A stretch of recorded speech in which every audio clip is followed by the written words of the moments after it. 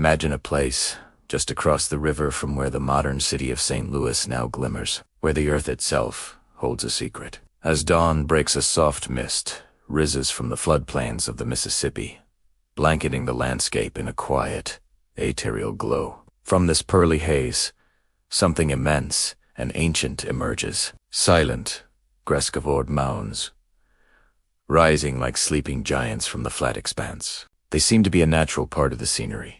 Gentle hills, sculpted by time and weather. But if you stand here, in the stillness of the morning, and just listen, you might feel it. A faint vibration, a whisper carried on the wind. This is not just empty land. This is Cahokia. Beneath the quiet grass, under layers of soil and centuries of forgetting, lies the ghost of a metropolis. Long before Columbus sailed across the Atlantic, long before European footsteps echoed in the New World, one of the largest and most sophisticated cities in North America flourished right here. This wasn't a small village or a simple settlement. This was a sprawling urban center, a bustling hub of trade, culture, and power, built not of stone or steel, but of earth and dreams. Tens of thousands of people lived here, their lives unfolding in the shadow of these monumental structures. These mounds aren't just hills.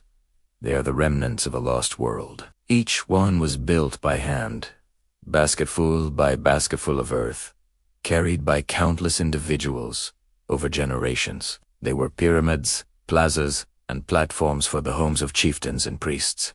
Imagine this place alive, the air filled with the murmur of 1,000 voices speaking a language now lost to us. The scent of wood smoke from countless hearths, the rhythmic beat of drums during sacred ceremonies, the busy commerce of a market where goods arrived from as far away as the Great Lakes and the Gulf of Mexico. This was a city that rivaled London and Paris in its day, a testament to the ingenuity and ambition of its people. The largest of these structures, known today as Monks Mound, is a breathtaking feat of engineering. It's a terraced pyramid larger at its base than the Great Pyramid of Giza. Picture its summit, crowned with a massive wooden building, perhaps the residence of the city's supreme ruler, a figure who communed with the gods and governed the lives of all below. From that high vantage point, they would have looked out over a city stretching for 6 square miles, a complex grid of plazas, neighborhoods, and smaller mounds, all encircled by a formidable wooden palisade. This wall, rebuilt several times, speaks of a city that needed to protect itself. A city with power, wealth, and perhaps enemies. But who were these people? Archaeologists call them the Mississippians, a name given to a culture, not a single tribe. They were farmers, astronomers, artists, and engineers. They cultivated vast fields of corn, which fueled their population boom and allowed for the specialization needed to build such a city. They charted the movements of the sun and stars with incredible precision, constructing wooden observatories, which we now call Woodhenges, to mark the solstices and equinoxes, aligning their lives and rituals with the cosmic cycles. Their art, found in intricately carved shells and finely crafted pottery, reveals a rich spiritual world filled with symbolism of the sky, the earth, and the underworld. As you walk among these mounds today, it's the silence that is most profound. The vibrant city is gone. The voices are hushed. The fields have returned to wild grass. What happened here? Why was this great metropolis, the pinnacle of Mississippian culture, abandoned? Around 1350 AD, the city began to decline, and within a century, it was virtually empty. The reasons are a puzzle that historians and archaeologists are still piecing together. Was it climate change, prolonged droughts, or floods that destroyed their crops? Was it resource depletion, the forests stripped bare for fuel and construction? Or was it social and political upheaval, disease, or warfare that tore the society apart? The earth doesn't give up its secrets easily. It whispers them in fragments. A piece of pottery, a carved stone, the post holes of a long-vanished ohm. Each artifact is a word, each mound a sentence. In a story we are still learning to read. We are standing on the grounds of a forgotten American empire, a civilization that rose, thrived, and vanished, leaving behind these enigmatic monuments as its only legacy. They're a powerful reminder that history is not a simple, linear story, and that magnificent worlds can be lost to time, waiting patiently in the soil to be read. The story of Cahokia is not just about a lost city. It's about a lost chapter in the history of this continent. It challenges our perceptions of the pre-Columbian world, revealing a complexity and scale that is often overlooked. It forces us to ask deeper questions about the nature of civilization itself, how societies are born, how they flourish, and why they fall. The silence of these mounds is deceptive. They are not empty. They are full of echoes, full of questions. As the sun climbs higher, casting long shadows from the ancient earthworks, the mists begin to burn away, revealing the landscape in sharper detail. But the sense of mystery remains. We are visitors here, treading softly on sacred ground, trying to imagine the lives lived, the gods worshipped, and the dreams dreamed in this city of the sun. The whispering earthworks of Cahokia have a profound story to tell, a story of human achievement, spiritual depth, and ultimate mystery. And it's a story that is only just beginning to be understood. Thank you so much for joining me on this journey into the past. If you found this as fascinating as I do, please consider liking this video and subscribing to the channel for more explorations into forgotten histories. Your support helps us bring these incredible stories to light. We'll see you in the next chapter. Imagine, for a moment, standing on the banks of a river. Not just any river, but the mighty Mississippi. Today, it's a bustling artery of modern commerce. But 1,000 years ago, it was the lifeblood of a civilization that rivaled any in the world. This is chapter 2 of our journey. The Mississippi River's embrace. The story of Cahokia is inseparable from the story of this river. Picture a vast, fertile floodplain stretching out as far as the eye can see. This area, known as the American Bottom, wasn't just land. It was a gift from the Mississippi. Each year, as the river swelled with spring rains and melted snow from the north, it would gently spill over its banks. When the waters receded, they left behind a treasure. A thick, rich layer of dark, nutrient-dense silt. This wasn't just soil, it was a promise of abundant harvests, of life, and of prosperity. This annual renewal of the earth was the foundation upon which Cahokia was built. The slow, patient rhythm of the river dictated the rhythm of life itself. It was a calendar, a clock, and a provider all in one. The people who lived here, who we now call the Mississippians, understood this relationship intimately. They didn't just live near the river. They lived with it. Their entire culture was shaped by its steady, powerful presence. The river was their superhighway. Long before roads crisscrossed the continent, the Mississippi and its tributaries, Missouri, the Illinois, the Ohio formed a vast network connecting distant peoples and lands. Canoes, carved from massive cypress and cottonwood trees, glided along these watery roads. They carried people, ideas, and, most importantly, goods. Copper from the Great Lakes region, hundreds of miles to the north. Shells from the Gulf of Mexico, even further to the south. Mica from the Appalachian Mountains in the east, and obsidian from the Rockies in the west. All of these exotic materials flowed into Cahokia, carried on the currents of the Mississippi. Think of it like an ancient Amazon, calm, with the river as its delivery network. This trade didn't just bring wealth, it brought influence. Cahokia became the central hub, the nexus of this sprawling continental exchange. It was a place where different cultures met, where languages mingled, and where a unique, powerful identity was forged. The river brought the world to Cahokia's doorstep. But the river's gifts were more than just trade and fertile soil. It provided naring and abundance. The waters teemed with fish, catfish, sturgeon, drumond. The wetlands it created were a paradise for waterfowl like ducks and geese. The lush forests along its banks were home to deer, turkey, and other game. The Mississippians were masters of tamendahuanzing. They didn't just take what the river gave, they managed it. They created complex fishing weirs to trap fish, and their knowledge of the local plants and animals was encyclopedic.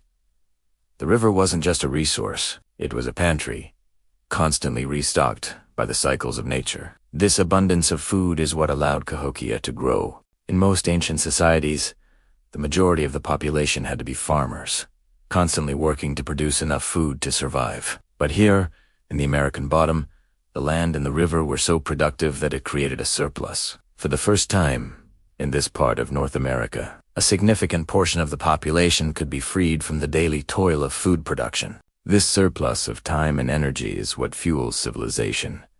It allows for specialization. Suddenly, you could have people who weren't farmers or hunters. You could have priests, artisans, astronomers, engineers, and leaders. These were the people who could devote their lives to observing the stars, to planning and directing the construction of monumental earthworks, to creating intricate works of art, and to governing a complex, growing society. The river's generosity made it possible for Cahokia to have a social structure as complex and layered as the silt it deposited on the floodplain. The very layout of Cahokia reflects this deep connection to the water. The city was crisscrossed with creeks and sloughs, natural channels that were part of the river's floodplain. The Mississippians didn't fight this landscape. They incorporated it. They built the mounds and plazas on the higher, drier ridges of land, creating a sacred geography that mirrored the natural world around them. Water was a constant presence, not as a threat, but as an integral part of their urban design. So, as we try to understand the mystery of Cahokia, we must always come back to the river. It was the creator, the sustainer, and the connector. It sculpted the land, fed the people, and carried the culture. The slow, majestic pulse of the Mississippi was the heartbeat of this great city. The river's embrace was both literal and metaphorical, creating the perfect cradle for a civilization to be born and to flourish on a scale never before seen in North America. Its legacy is written not just in the mounds of earth that remain, but in the very soil of the American heartland. Thanks for joining us on this part of the journey. If you're finding this as fascinating as I do, make sure to hit that like button and subscribe so you don't miss the next chapter, where we'll delve into the incredible mounds and the society that built them. See you 10. Welcome back to our journey through time. Today, we venture into the heartland of North America, long before European sails touched its shores, to meet a civilization of incredible architects and astronomers. The Mississippian mound builders. Imagine, if you will, a landscape dotted with massive earthen pyramids, not in Egypt or Mesoamerica, but right here in places like Illinois, Ohio, and throughout the Mississippi River Valley. These weren't just random hills. They were the centers of vibrant cities, monuments of faith, and a testament to human ingenuity. Who were these people? The Mississippian culture flourished from roughly 800 to 1600 AD. They were farmers, artists, traders, and, most famously, builders. Their society was complex, organized into chiefdoms with powerful leaders who were seen as both political and spiritual guides. At the heart of their world was corn. The agricultural revolution sparked by maize cultivation allowed for larger, more permanent settlements, freeing up time and labor for projects of a truly monumental scale. And the grandest of these projects were the mounds. Now, how do you build a structure several stories high using only the materials at hand? You do it one basket at a time. This is the most astounding part of their story. These colossal structures were raised by hand. Thousands of people, working in a coordinated effort, would dig earth with stone or shell hoes, fill woven baskets, and carry them, load by load, to the construction site. It was a slow, deliberate process. Each basket held about 50 to 60 pounds of soil. Think about that. To build something like Monks Mound at Cahokia, the largest prehistoric earthwork in the Americas, it's estimated to have taken millions of these basket loads over several generations. This wasn't just construction. It was a communal act of devotion. Each layer of earth represented the collective energy of the people. It was a labor of faith, a physical manifestation of their social and spiritual bonds. The act of building connected the community, reinforcing the power of their leaders and the shared cosmology that guided their lives. Different colored soils were often used for different layers, creating a beautiful, symbolic stratigraphy within the mound itself.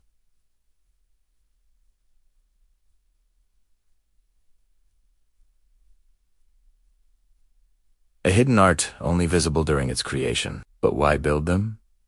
The mounds served multiple purposes. The largest, flat-topped platform mounds were the foundations for the most important buildings in the community. Picture the chief's residence, or a sacred temple, elevated high above the floodplain, looking out over the entire village. Being on top of a mound was a statement of status and power. It brought the leaders closer to the sky, the realm of the spirits and ancestors. From this vantage point, a chief could address their people, conduct ceremonies, and observe the movements of the sun, moon, and stars. This brings us to their role as celestial observatories. The precise alignment of these mounds with solar and lunar events is breathtaking. At Cahokia, for example, a series of posts, arranged in a large circle, now called Woodhenge, functioned as a solar calendar. From the center of this circle, the sunrise on the solstices and equinoxes aligned perfectly with specific posts, marking the changing seasons. This knowledge was crucial for an agricultural society. It told them when to plant and when to harvest. The mounds, the posts, the plazas, they all worked together to create a sacred landscape where the human world and the cosmos were perfectly intertwined. The city itself was a clock, a calendar, and a cathedral all rolled into one. The mounds weren't just for the living. Conical and ridgetop mounds were often used as burial places for elite individuals. To be interred within a mound was the highest honor, ensuring your spirit's journey and cementing your family's legacy within the community. These tombs have provided archaeologists with incredible insights into Mississippian life, revealing beautiful pottery, intricate shell carvings, and copper artifacts traded from as far away as the Great Lakes. These grave goods tell us about their beliefs in an afterlife, and the vast trade networks that connected them to distant peoples. The largest Mississippian city, Cahokia, located near modern-day St. Louis, was a metropolis. At its peak around 1100 AD, it may have been home to as many as 20,000 people, a population larger than London at the time. It was a bustling center of trade, politics, and religion, with over 120 mounds. The Great Plaza, a massive open space at the foot of Monks Mound, would have been filled with people for markets, games, and massive ceremonial gatherings. Imagine the sounds, the sights, the energy of such a place. It was the heart of a civilization. So what happened to them? Why were these magnificent cities abandoned by the time Europeans arrived? It's a complex question with no single answer. Climate change, resource depletion, social and political conflict, and the introduction of new diseases may have all played a role. The Mississippian way of life gradually transformed, and the great mound-building era came to a close. The cities fell silent, and nature slowly began to reclaim the earthen pyramids. But the mounds remain. They are the enduring legacy of this incredible culture. They are not just lumps of dirt.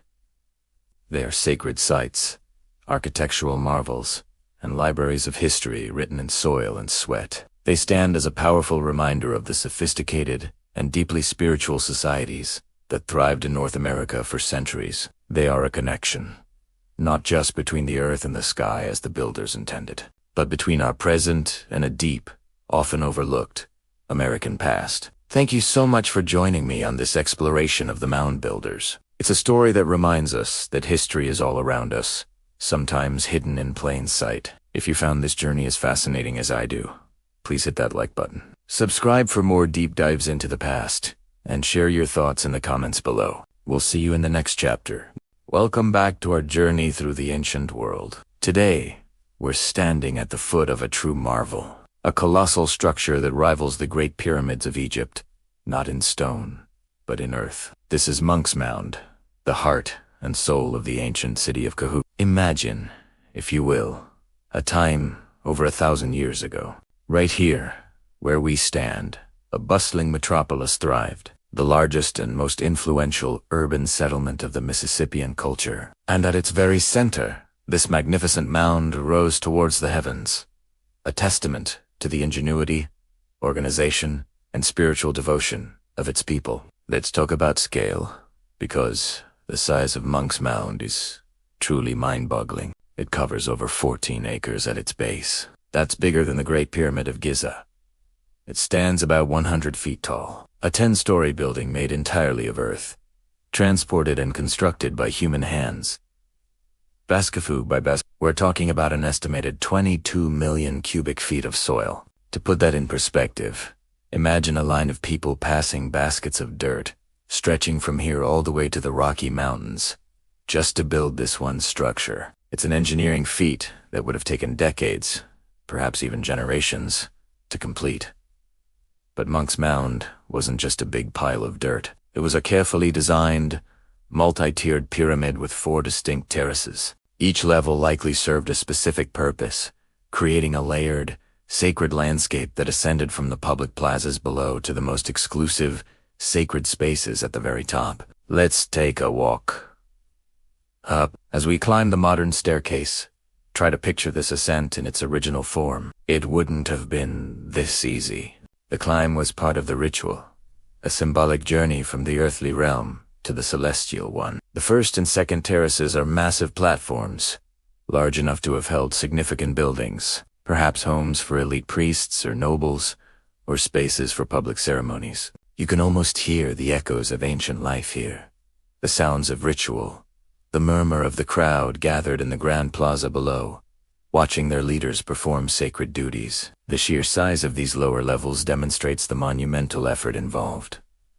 It wasn't just about reaching the top. It was about creating a massive, imposing foundation for the entire sacred complex. As we continue to ascend to the third and fourth terraces, the atmosphere changes. We are higher now, further removed from the city that once sprawled out before us. The views from up here are breathtaking. You can see 4 miles in every direction, across the flat, fertile floodplain known as the American Bottom. This strategic vantage point was no accident. From here, the rulers of Cahokia could literally oversee their domain. Now, let's stand on the summit, the 4th and highest terrace. This was the most sacred and restricted place in the entire city. It is here that archaeologists believe a massive building once stood, perhaps 50 feet high, and covering 5,000 square feet. This wasn't just any building. It was likely the residence of the paramount chief, the political and spiritual leader of Cahokia. More than a home, it was a temple, a place where the earthly ruler communed with the gods of the sky. Close your eyes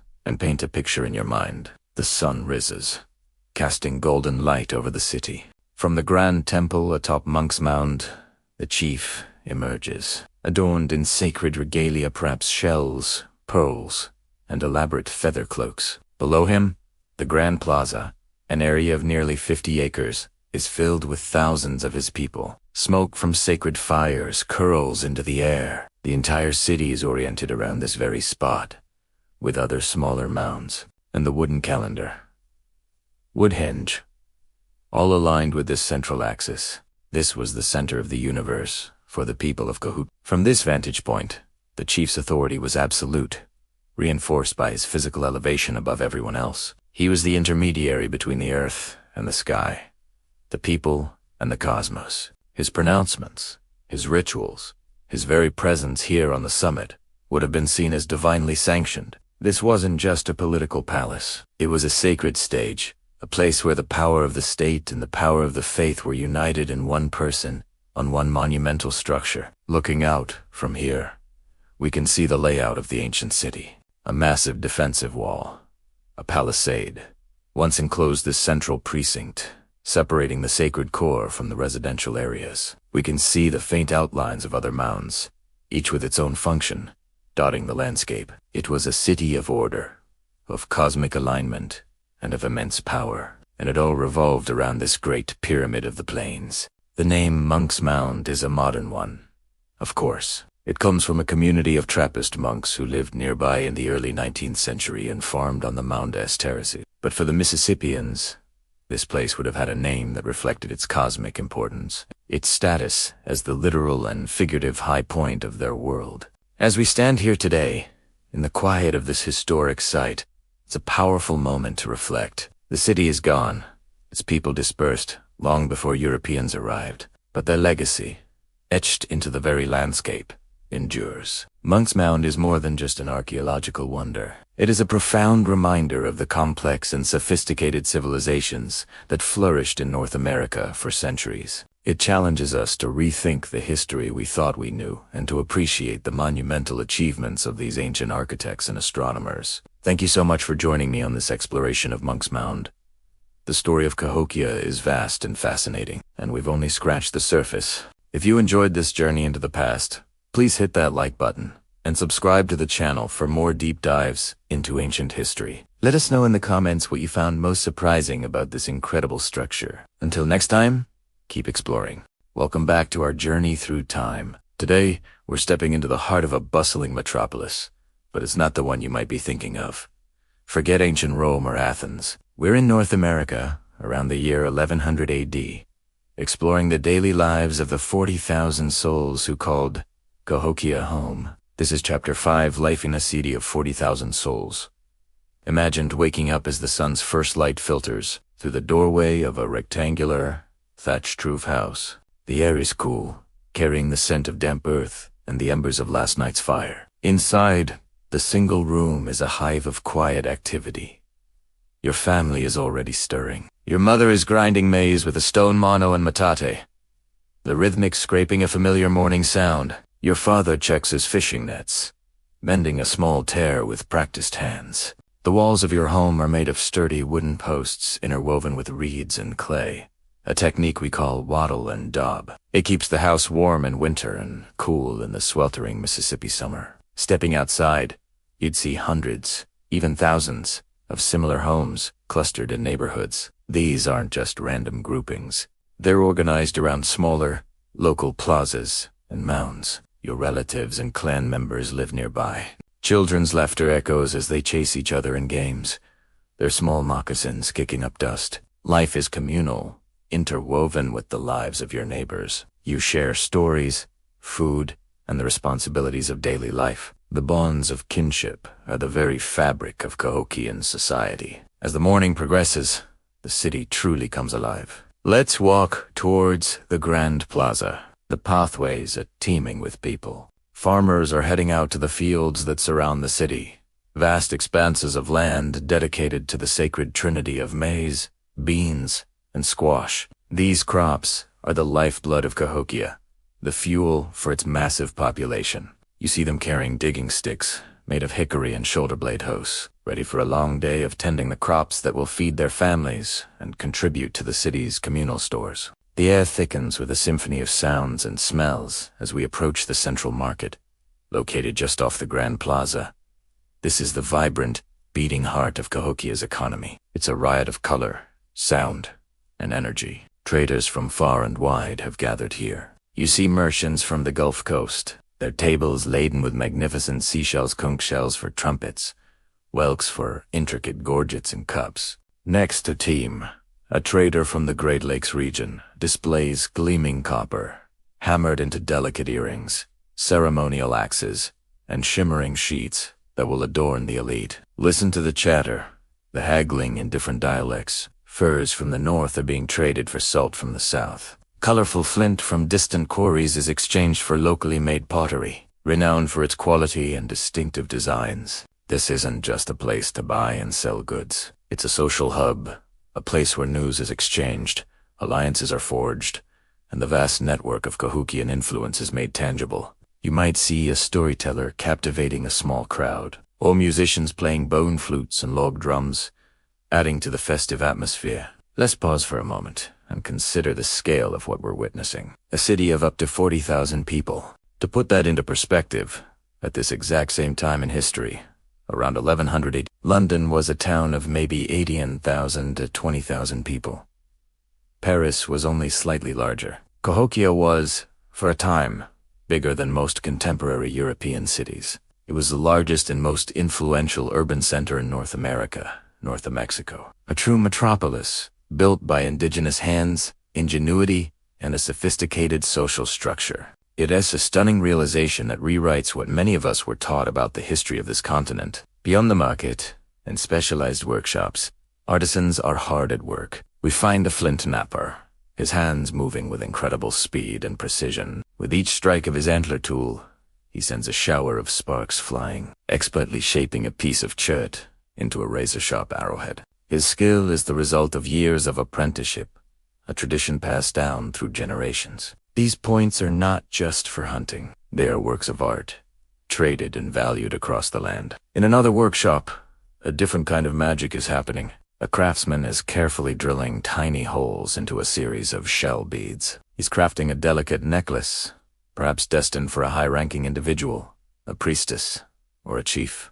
Nearby, another artisan works with copper, using a technique called hammering a thin sheet of metal from behind to create raised designs of falcons, sunbursts, and other powerful symbols of the Mississippian cosmos. These weren't just decorative items. They were imbued with spiritual power and social meaning, markers of status and connection to the divine. As the sun begins to set, casting long shadows from the colossal Monks Mound, the rhythm of the city shifts once more. The farmers return from the fields, their baskets full. The traders pack up their remaining wares. Families gather around their hearths for the evening meal. Smoke curls from countless chimneys, creating a hazy veil over the city. The meal is simple but nourishing, a hearty stew of maize, beans, and venison, perhaps supplemented with fish from the nearby rivers and backwater lakes. As you eat, your elders share stories of the city's founding, of the hero twins, of the great serpent that lives in the underworld. These stories are not just entertainment. They are the oral library of your people, teaching you about your place in the world, your responsibilities to your community, and your connection to the cosmos. As night falls, the city doesn't fall silent. The beat of drums might echo from the top of a temple mound, signaling a ceremony. The glow of torches might illuminate the grand plaza for a ritual game or a community gathering. The stars above seem impossibly bright, untouched by modern light pollution. For the people of Cahokia, these stars were not just distant points of light. They were part of a celestial map that guided their lives, their agriculture, and their spiritual practices. Life in Cahokia was a rich tapestry woven from family, community, hard work, vibrant trade, and deep spirituality. It was a life lived in a city that was, by any measure, one of the great cultural achievements of its time. It was a testament to the organizational genius and enduring spirit of its people. Thank you for walking through this incredible city with me today. It's a world that has vanished, but its legacy is etched into the very earth of the American Midwest. If you found this journey as fascinating as I did, please consider liking this video and subscribing to the channel for more explorations into our shared past. Your support helps us bring these lost worlds back to life. Join us next time for Chapter 6, where we will explore the complex spiritual and cosmological beliefs that held this great city together. See you 10. Welcome back to our journey through the ancient world of Cahokia. In our last chapter, we walked the bustling streets and climbed the steps of the mighty Monks Mound. Today, we venture into a place where science, spirituality, and the cosmos converged, the sacred Woodhenge. Picture this. Long before telescopes or digital calendars, the people of Cahokia possessed a profound understanding of the heavens. They built massive circles of wooden posts, not as fortifications, but as sophisticated observatories. These weren't just random arrangements. They were precisely engineered instruments designed to track the sun's journey across the sky. Archaeologists have uncovered evidence of at least 5 of these built and rebuilt over a period of about 200 years. Starting around 1100 AD, they varied in size, with the most famous one, Woodhenge III, spanning an impressive 410 feet in diameter and consisting of 48 massive red cedar posts. Imagine the effort, felling these huge trees, shaping them into uniform posts, and then hauling them, perhaps miles, to the site. This was a monumental undertaking, a community project that speaks volumes about the importance of what they were creating. So, how did it work? It was all about alignment. From a central observation post, which was slightly offset from the geometric center of the circle, a priest astronomer would watch the sunrise. Specific posts on the eastern arc of the circle marked key moments in the solar year. The most crucial alignments were with the solstices and equinoxes. On the winter solstice, the shortest day of the year, the sun would rise directly behind one specific post. This marked the turning point, the promise that the days would start getting longer again, bringing the return of warmth and life. Can you feel the sense of relief and hope that must have filled the air? For an agricultural society like Cahokia, knowing when the seasons were turning was not just a matter of curiosity, it was a matter of survival. It dictated when to prepare the fields, when to plant the maize, and when to harvest. Then, on the summer solstice, the longest day of the year, the sun would rise behind another designated post, marking the peak of the sun's power. And perfectly between these 2 points, other posts marked the spring and fall equinoxes, when day and night are of equal length. These 4 points to solstices and to equinoxes formed the foundation of the Cahokian calendar. This wasn't just a simple calendar. It was a cosmic clock, synchronizing the life of the city with the rhythm of the universe. But Woodhenge was so much more than a practical farming tool. It was a sacred stage, a place where the earthly and the divine met. The alignments were imbued with deep religious significance. The sun was a powerful deity in the Mississippian belief system, often associated with life, power, and the ruling elite. The chief of Cahokia was likely seen as the sun's brother or representative on earth. Imagine the scene at dawn on a solstice morning. The air is cool and still. The entire community, or at least its most important members, are gathered within or around the great circle. The chief priest stands at the observation post, robed in intricate regalia, perhaps adorned with shell beads and feathers. A hush falls over the crowd as the eastern sky begins to glow. All eyes are fixed on that one specific gap between the towering wooden posts. And then, it happens. The first brilliant sliver of the sun appears, perfectly framed. A ray of light shoots through the gap, illuminating the central post and the priest standing there. In that moment, the chief's connection to the sun god is visually and powerfully affirmed. It's a moment of shared awe, a collective experience that reinforces social order, legitimizes the ruler's authority, and strengthens the community's shared faith. These were not just astronomical observations. They were profound religious ceremonies, moments of theater and power that bound the people of Cahokia together. The posts themselves were likely sacred objects.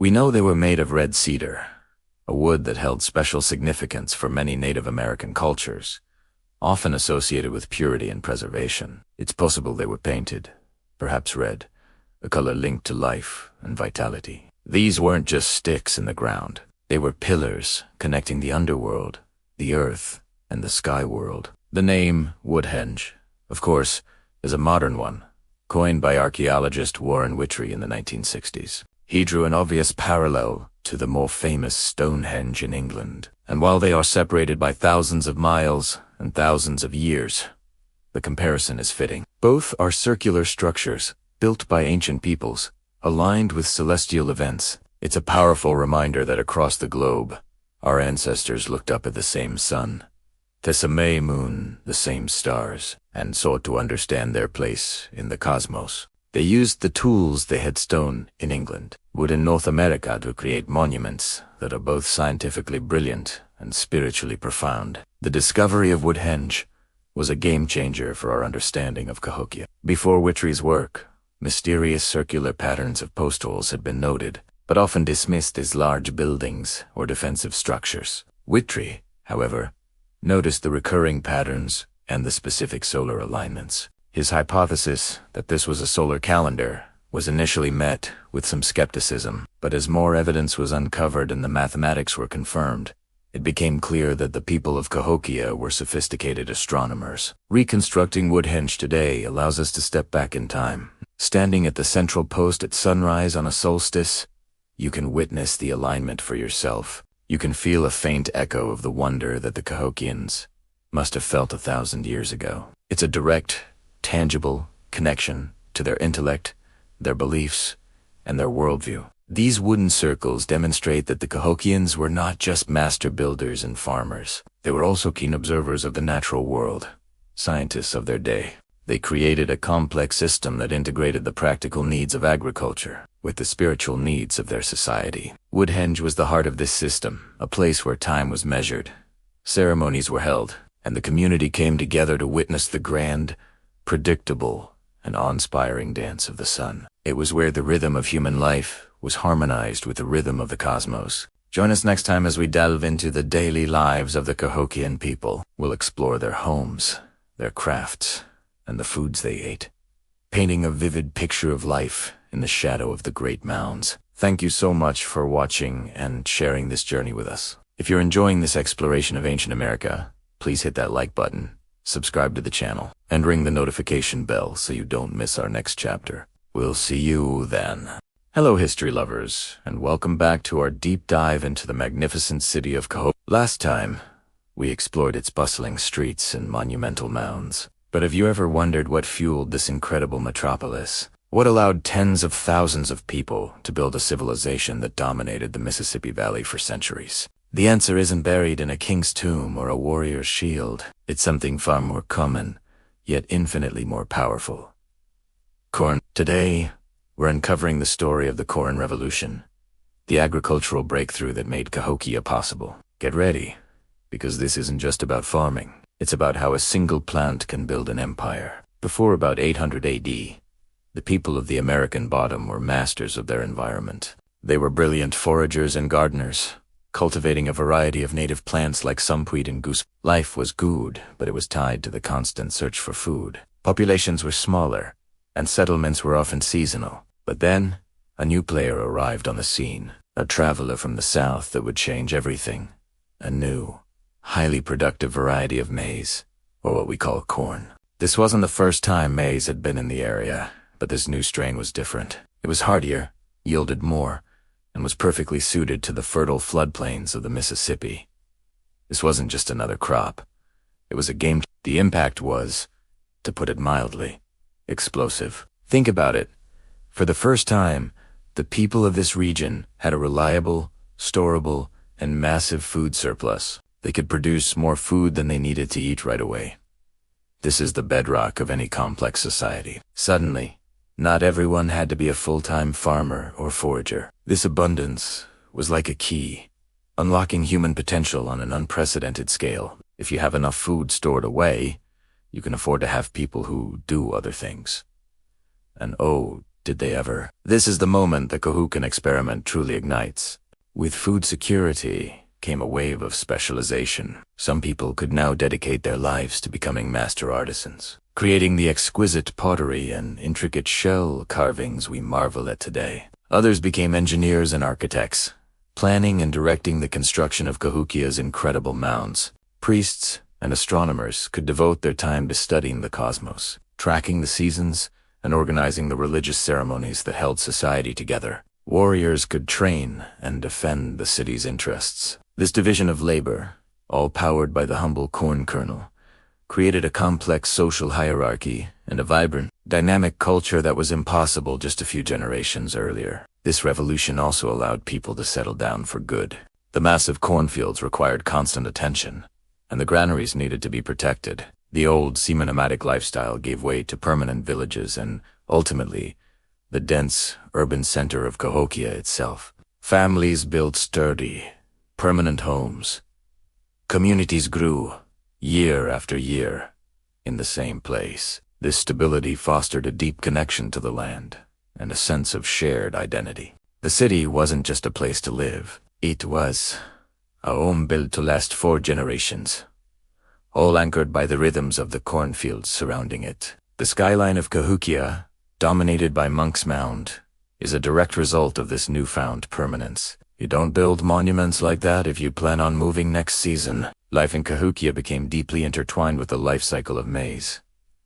The year was marked by a sacred agricultural clock. In the spring, as the floods receded, leaving behind a layer of rich, new soil, the entire community would have been mobilized. Imagine the scenes. Thousands of people, fanning out into the fields under the watchful eyes of the priests on the mounds. The planting of the corn was likely a major ceremony, a communal act of hope and prayer, asking the gods for a bountiful season. It was a time of shared purpose, a city planting its future in the earth. Summer was a time of patient work and a watchful waiting. The fields needed to be weeded and protected from pests. This was the season of growth, both for the corn stalks reaching for the sun and for the city itself. With the primary agricultural work of planting done, this was the ideal time for construction. The summer months were likely when the great mounds grew taller, basketful by basketful of earth, And when public buildings and plazas were maintained and expanded, the city's growth mirrored the growth of the crops that sustained it. Then came the fall, the season of harvest. This would have been the most important time of the year, a period of intense, joyous labor. The culmination of the year's work was brought in from the fields. The air would have been filled with the sounds of celebration. The harvest wasn't just about food. It was a triumph, a testament to the community's hard work and the gods' favor. It's almost certain that Cahokia hosted massive harvest festivals, drawing people from all over the region. Imagine grand feasts, music, dancing, and religious ceremonies, giving thanks for the life-giving grain. The surplus was stored in communal granaries, a visible symbol of the city's wealth and security for the coming winter. Even the lean months of winter were defined by corn. While the fields lay dormant, life in the city continued, fueled by the stored harvest. This was a time for storytelling, for mending tools, for planning for the year ahead, and for the artisans to practice their crafts indoors. The granaries full of dried corn were the city's lifeline, a promise that the community would endure the cold and be ready to begin the cycle anew when spring arrived. This annual rhythm of planting, growing, harvesting, and celebrating wasn't just an economic activity. It was the cultural and spiritual heartbeat of Cahokia.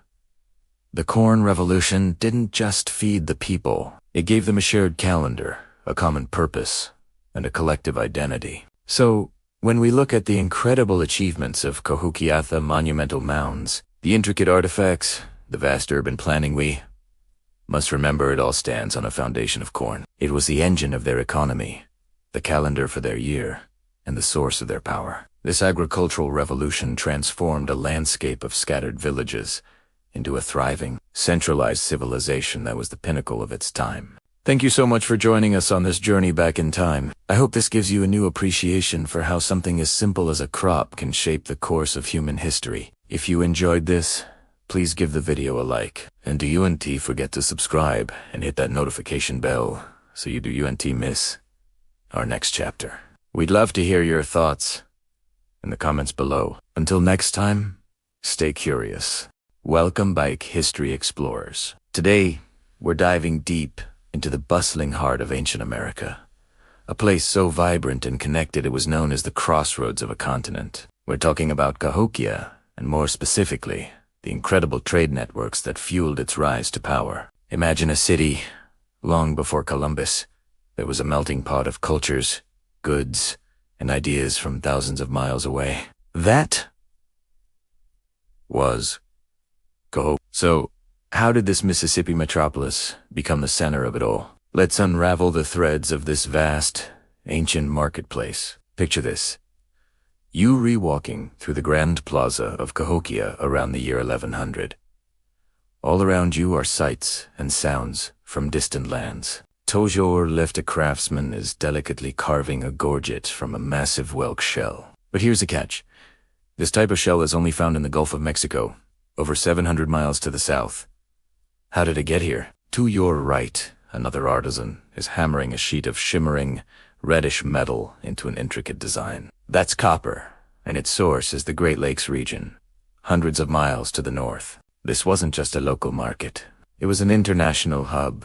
The sheer variety of exotic materials found at Cahokia is staggering and paints a vivid picture of its influence. Archaeologists have unearthed caches of obsidian, a volcanic glass prized for its sharp edges that has been chemically traced all the way to quarries in the Rocky Mountains, near modern-day Yellowstone. That's a journey of over 1,500 miles. They've also found mica, a silvery, glittery mineral that was mined in the southern Appalachians of North Carolina. Think about the logistics. These materials weren't just magically appearing. They were transported by foot and by canoe, following rivers and ancient trails, in a complex dance of exchange, diplomacy, and tradition. So, what was driving this incredible flow of goods? It wasn't just about pretty objects. These materials had deep cultural and spiritual significance. The marine shells, for instance, were connected to water, the underworld, and powerful mythological beings. They were often carved into intricate pendants, depicting heroes, gods, and cosmic events. Wearing one wasn't just a fashion statement. It was a symbol of status, power, and connection to the sacred world. Similarly, kappa was associated with the sun and the upper world. It was often shaped into plaques showing falcon dancers and other powerful figures, items likely worn by the city's elite during important ceremonies. Cahokia sat at a strategic, geographic sweet spot, the confluence of the Mississippi, Missouri, and Illinois rivers created a natural highway system. Think of it as the ancient equivalent of having an international airport, a major seaport, and a central train station all in one place. Canoes laden with goods could travel vast distances with relative ease. From the north came copper and high-quality stone for tools. From the south, saltwater shells, and even shark teeth. From due west, bison hides and obsidian. From the east, mica. And what did Cahokia offer in return? This is a key question. Cahokia was a major agricultural powerhouse, producing massive surpluses of corn. This food could have been a primary trade commodity, feeding populations in less fertile regions. But perhaps Cahokia's most valuable export was its culture itself. The city was a center for new ideas, religious beliefs, and artistic styles. This new way of life, often called Mississippian culture, spread throughout the American Southeast and Midwest. Smaller towns and villages began to emulate Cahokia, building their own mounds, adopting its iconography, and participating in its belief system. So, when a chief from a distant village made the pilgrimage to Cahokia, they weren't just coming to trade for a shiny piece of copper. They were coming to participate in a cultural phenomenon, to gain prestige, and to connect with the most powerful city they knew. This trade network was more than just an economic system. It was a social glue that held the Mississippian world together. These long-distance relationships were likely forged through alliances, political marriages, and shared religious festivals. Imagine a grand ceremony at the base of Monks Mound. Leaders from dozens of different communities, speaking different languages, would gather. They would exchange gifts, share feasts, and reinforce their bonds. The precious goods they traded were physical manifestations of these relationships, a promise of mutual support, a symbol of a shared identity centered on the magnificent city of Cahokia. The flow of goods wasn't just one way into the city, either. Cahokian-made pottery and other finished goods have been found at sites hundreds of miles away, showing that its artisans were producing items for export. They were tastemakers, setting the trends for the entire region. The distinctive styles developed in Cahokia's workshops were copied and adapted by potters and craftspeople across the eastern woodlands. This cultural export was just as important as the physical goods, cementing Cahokia's status as the undeniable heart of this ancient American world. As we look at the evidence, the shell from the ocean, the copper from the lakes, the obsidian from the mountains, we see more than just a collection of artifacts. We see a testament to a deeply connected and sophisticated society. The people of Cahokia were not isolated. They were cosmopolitan, well-traveled, and keenly aware of the wider world around them. They built a system of commerce and communication that was unparalleled in North America at the time, making Cahokia the true crossroads of the ancient continent. It was a place where the world came to meet. Thank you so much for joining us on this journey back in time. It's incredible to think about the scale of these ancient networks. If you found this fascinating, please hit that like button and subscribe to our channel for more deep dives into forgotten history. We love hearing from you, so drop a comment below and let us know what part of Cahokia's story you find most amazing. Until next time, stay curious. Welcome back to our journey through the lost city of Cahokia. Today, we step into a world of stark contrasts, a society divided by status, power, and even by the very ground they walked upon. This is the story of Cahokia's elite and its commoners. Imagine standing in the heart of this sprawling city 1,000 years ago. All around you, life hums with activity, but your gaze is inevitably drawn upward to the great earthen mounds that punctuate the skyline. These were not just piles of dirt. They were declarations of power, separating the sacred and the ruling from the everyday world below. At the pinnacle of Cahokian society were the leaders, perhaps a paramount chief, who resided atop the largest mounds, like the colossal Monks Mound. Living high above the floodplain, their homes were grand timber structures, offering a commanding view of their domain. From this vantage point, they were closer to the sun, the sky, and the deities they represented on earth. They were the political and spiritual heart of the city. Their authority, absolute and divine. Archaeology gives us tantalizing glimpses into their lives. We've found remnants of exotic materials that could only have been acquired through extensive trade networks. Shimmering copper from the Great Lakes, beautiful conch shells from the distant Gulf Coast, and rare minerals from the Ozarks. These weren't just personal adornments. They were symbols of status, proof of their ability to command resources from hundreds of miles away. Their homes were larger, their possessions finer, and their diets richer, often including the choicest cuts of deer meat, a luxury not afforded to all. Just below the paramount chief were the priests and other high-ranking nobles. They were the keepers of cosmic knowledge, the astronomers who charted the movements of the sun and stars, and the ritual specialists who mediated between the human and spirit worlds. They likely orchestrated the grand ceremonies that kept the universe in balance and solidified the social order. Imagine the scene. Massive public gatherings on the Grand Plaza, with priests in elaborate costumes, adorned with feathers and shells, leading chants and rituals that captivated thousands of onlookers. These events weren't just religious, they were powerful displays of political theater, reinforcing who was in charge. Now, let's descend from the heights of the Mounds and walk through the bustling neighborhoods below. Here, in the shadow of the elite, lived the vast majority of Cahokia's population, the farmers, the artisans, and the laborers. Their homes were much humbler, single-family dwellings made of wood and thatch, clustered together in organized communities.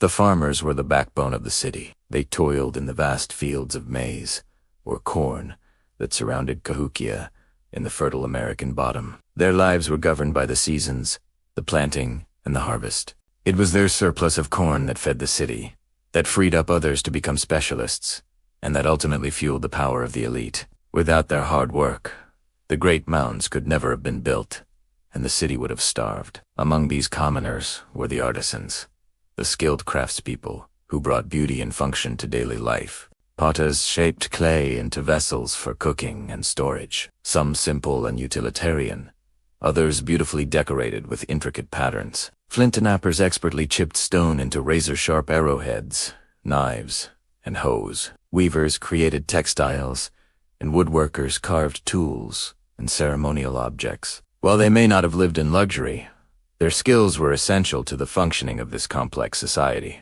Their creations, found in households both rich and poor, tell a story of a vibrant, productive community. So how did this system work? How did the elite maintain their power over such a large population? It was a combination of belief, obligation, and spectacle. The commoners likely viewed their leaders as divine or semi-divine figures, whose rituals were necessary for ensuring good harvests and protecting the community from harm. In return for their labor and a portion of their crops, they received security and spiritual guidance. The evidence of great feasts, discovered through the analysis of massive deposits of animal bones and pottery near the mounds, suggests the elite hosted huge public gatherings. These were likely opportunities to redistribute food, to display generosity, and to reinforce the social contract. Everyone would come together, share in the bounty of the land, and witness the power and wealth of their leaders. It was a powerful tool for building community and loyalty. However, there's a more somber side to this social structure. In some of the smaller mounds, archaeologists have uncovered evidence of ritual sacrifice. Mound 72, for example, contained the burial of a high-status individual laid on a bed of thousands of shell beads, surrounded by the remains of others who appear to have been sacrificed to accompany him into the afterlife. This discovery is a stark reminder that the power of the elite was absolute, extending even to matters of life and death. It paints a picture of a society where the chasm between the rulers and the ruled was profound, where the lives of some were considered expendable in service to the status and spiritual journey of another. We must approach this not with gruesome fascination, but with a reflective understanding of the different values and beliefs that shape their world. The social fabric of Cahokia was a complex tapestry woven from threads of faith, power, labor, and craft. It was a society of stark divisions, visible in the very landscape of the city, the high and the low, the sacred mound and the humble home. The elite, living literally and figuratively above the masses, orchestrated the city's cosmic and political life.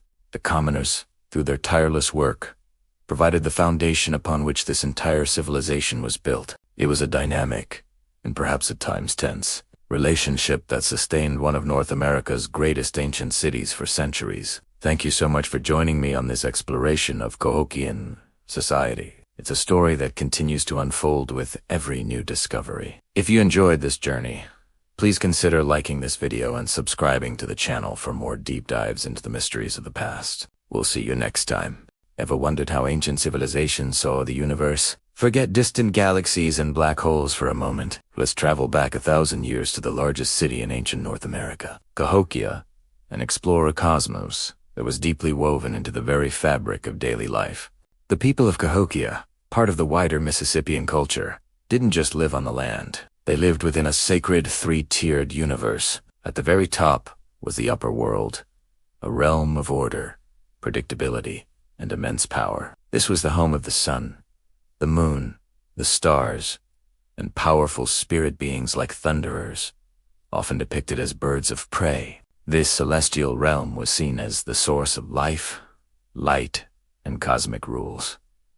It was a place of purity and perfection. Below that was the realm we all know, the middle world, or Earth.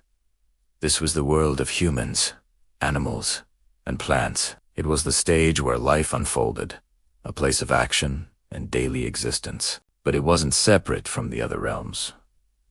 The Mississippians believed their world was constantly influenced by the powers above and below. Their goal was to maintain balance and harmony between all the layers of existence. And beneath their feet lay the lower world.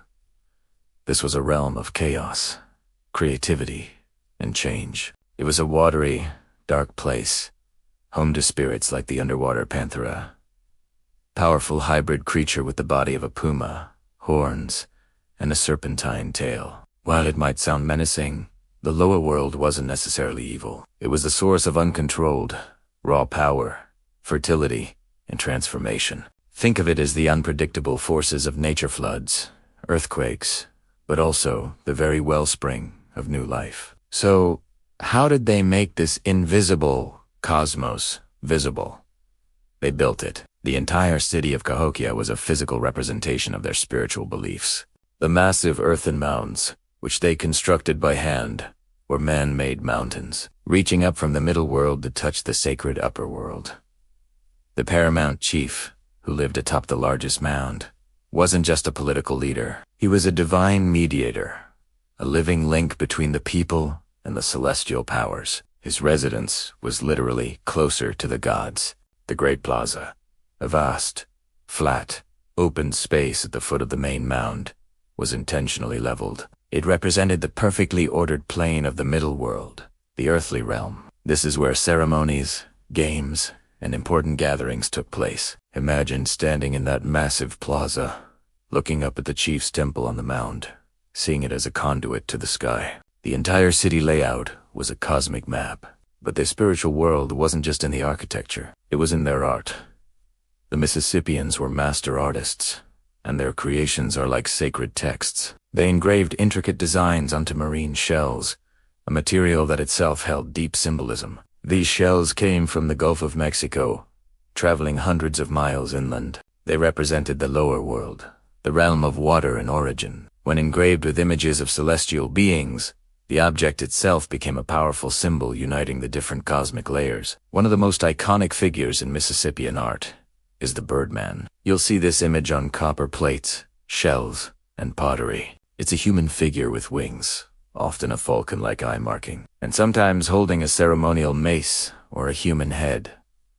This was not a literal depiction of a man who could fly. The Birdman represented a hero, a warrior, or a chief who had adopted the powers of the upper world. He embodied the speed, vision, and predatory skill of a falcon, a powerful messenger from the sky realm. He was the ideal warrior chief, capable of navigating the different worlds and harnessing their power for the good of his people. Think about the materials they used: Copper, gleaming like the sun, was associated with the upper world.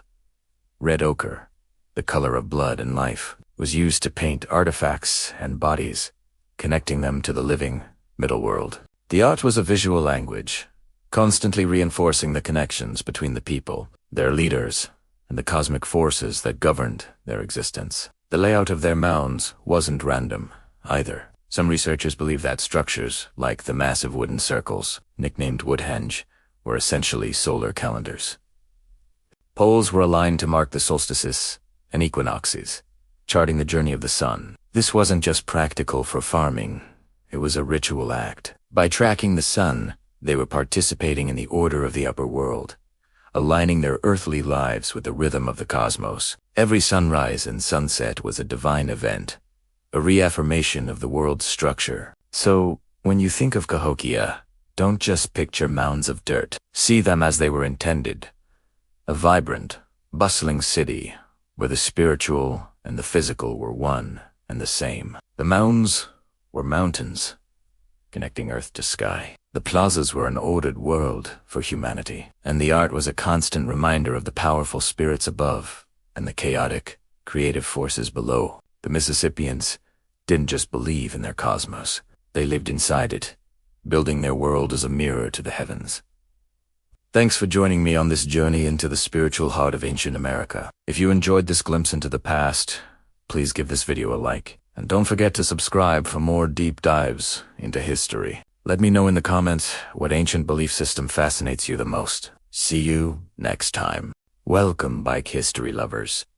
Today, we're stepping into the very heart of ancient Cahokia, a place of immense power, community, and spectacle. The Great Plaza. Picture this. A vast, meticulously planned open space, sprawling over an area equivalent to nearly 45 football fields, right in the center of this magnificent city. This wasn't just empty land, it was the vibrant, pulsing core of Cahokian life. Imagine standing at the edge of this enormous plaza. Before you, the ground is leveled and smooth, a testament to incredible engineering and immense labor. All around its perimeter, monumental mounds rise towards the sky, with a colossal Monks Mound dominating the northern view. This was a space designed to impress, to inspire awe, and to bring thousands of people together.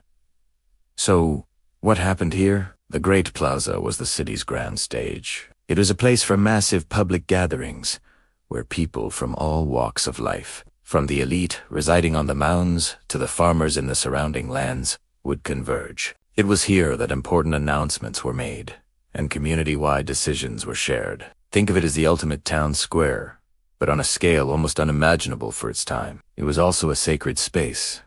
Archaeologists believe the plaza was the site of major religious ceremonies and rituals. Close your eyes for a moment and listen. Can you hear it? The rhythmic thundering beat of log drums echoing across the open expanse. The sound of hundreds, maybe thousands of voices chanting in unison, their songs rising to the heavens. Imagine processions of priests and leaders adorned in elaborate costumes, perhaps featuring feathers, copper, and shell beads, moving with solemn purpose across the plaza. These rituals would have been powerful, multi-sensory experiences, reinforcing the shared beliefs and cosmic order that held Cahokian society together. But the Great Plaza wasn't always serious and solemn. It was also a place of celebration and recreation. Evidence suggests that this was the arena for spectacular games. The most famous of these was a game called Chunk. Players would roll a smooth, disc-shaped stone across the plaza, and then throw spears to where they predicted the stone would stop. It was a game of skill, strength, and perhaps a bit of luck, and it likely drew huge, enthusiastic crowds. Imagine the cheers, the friendly rivalries, the sheer energy of a citywide sporting event. These games weren't just for fun. They were a vital part of social life, a way to build community bonds and channel competitive spirit. Feasting was another key activity. Imagine massive communal feasts held right here on the plaza. The air would be thick with the smell of roasting corn, squash, and venison. People would share food, stories, and laughter, strengthening social ties and celebrating bountiful harvests. These feasts were a physical manifestation of the city's prosperity and the cooperation required to sustain it. It was a way of saying, we are one people, and together we thrive.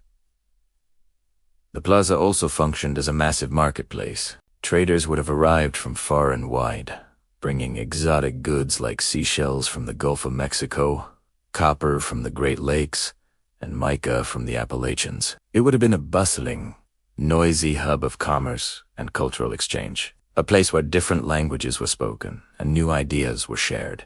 This flow of goods and information was the lifeblood of Cahokia, and the Great Plaza was its heart, pumping it throughout the entire region. Archaeological work has revealed even more secrets. Beneath the surface of the plaza, researchers have found post holes, pits, and layers of carefully deposited materials. Some areas seem to have been repeatedly renewed with fresh layers of soil, perhaps as part of ritual purification ceremonies. These findings show us that the plaza wasn't a static feature. It was a living landscape, constantly being shaped and reshaped by the people who used it. Every layer tells a story of devotion, community effort, and the city's changing needs. Think about the sheer organization required to create and maintain such a space. Thousands of people, working together with simple tools, moved millions of cubic feet of earth to level and prepare this ground. This wasn't just an architectural achievement, it was a social one. It demonstrates a level of central planning and collective will that is truly staggering. The Great Plaza stands as a powerful symbol of the leader's ability to mobilize and direct the city's population towards a common goal. As we stand here in our minds, on the edge of this immense, ancient space, we can begin to grasp the scale and complexity of Cahokian life. This wasn't just a collection of mounds. It was a dynamic, living city with a vibrant, civic, and spiritual center. The Great Plaza was where society came together, where beliefs were affirmed, where goods were exchanged, and where the community celebrated its identity. It was the theater for the grand drama of Cahokia. The sounds of drums, chants, and cheers may have faded long ago, but the spirit of this incredible place continues to echo through time, reminding us of the magnificent civilization that once flourished here on the banks of the Mississippi. Thank you so much for joining me on this journey into the heart of Cahokia. I hope it sparked your imagination. If you enjoyed this exploration, please give this video a thumbs up. And don't forget to subscribe and hit that notification bell so you won't miss our next chapter. We have so much more to discover together. See you next time. Hello and welcome back to our exploration of ancient mysteries. Today, we journey to a place shrouded in reverence and power, Cahokia, a once mighty city in North America. We're delving into one of its most enigmatic features, Mount Dos, to uncover the story of its buried rulers. What secrets does this sacred earth hold about life, power, and the afterlife nearly 1,000 years ago? Let's find out. Imagine standing at the base of a seemingly unassuming ridgetop mound, just south of the colossal Monks Mound. In the 1960s, archaeologists began to excavate this site, known as Mound 72, and what they found was unlike anything they could have anticipated. They weren't just uncovering artifacts. They were peeling back the layers of a complex society, revealing a story of immense power and profound belief written in the very soil. At the heart of the mound lay a discovery of staggering importance. An elite man, likely a powerful chief or ruler, was laid to rest in a manner befitting a king. He wasn't placed in the earth alone. Instead, he was laid upon a magnificent platform, a blanket woven from over 20,000 marine shell beads, painstakingly crafted into the shape of a falcon. The falcon, a bird of prey that soars between the heavens and the earth, was a powerful symbol in Mississippian culture, representing strength, vision, and a connection to the spiritual world. This burial wasn't just a final resting place, it was a powerful statement.